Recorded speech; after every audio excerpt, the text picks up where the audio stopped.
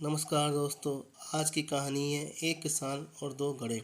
बहुत समय पहले की बात है। एक गांव में एक किसान रहता था। वह प्रतिदिन रोज सवेरे दूर झरने से साफ पानी लेने जाता रहता था। पानी को ले जाने के लिए वह अपने साथ दो बड़े बड़े घड़ों को ले जाया करता था। दोनों घड़ों को बांधकर वह अपने कंधों पर दोनों तरफ लटका लेता था।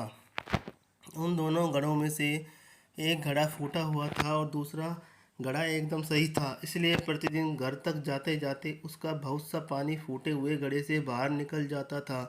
यह प्रक्रिया लगभग 2 साल तक चलती रही।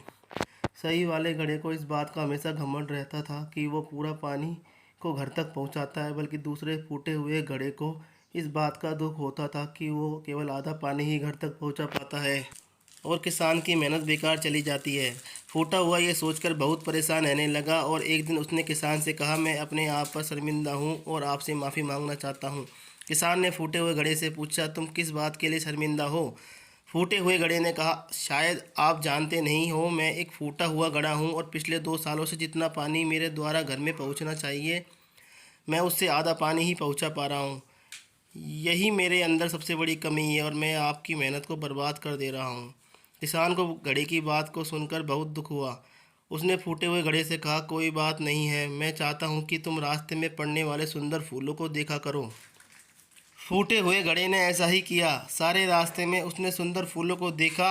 ऐसा करने से उसकी निराशा कुछ हद तक दूर हो गई, लेकिन घर तक पहुँचते पहुँचते आधा पानी घड़े से गिर गया था और वो किसान से क्षमा मांगने लगा। किसान ने फूटे हुए घड़े से कहा, शायद तुमने ध्यान नहीं दिया है, रास्ते में जितने सारे फूल थे वो सभी तुम्हारी तरफ ही थे। अच्छे वाले घड़े की तरफ एक भी फूल नहीं था, क्योंकि मैं तुम्हारे अंदर की कमी को पहले से ही जानता था। इसलिए मैंने उसका लाभ उठाया और मैंने तुम्हारे तरफ के रास्ते में रंग बिरंगे फूलों के बीजों को बो दिया। तुम रोज़ थोड़ा थोड़ा पानी देकर उनको सींचते रहते थे और जिसके फलस्वरूप रास्ता फूलों से भर गया और बहुत सुंदर बन गया। तुम्हारी वजह से ही मैं इन फूलों को भगवान को अर्पित कर पाता हूँ और अपने घर को सुंदर बना पाता हूँ। अगर तुम ऐसे ही ना होते, क्या ऐसा संभव हो पाता? सभी लोगों के अंदर एक ना एक कमी जरूर होती है, लेकिन यही कमियां हमें अनोखा बनाती हैं। उस किसान की तरह हमें भी जो जैसा है वैसा ही स्वीकार करना चाहिए।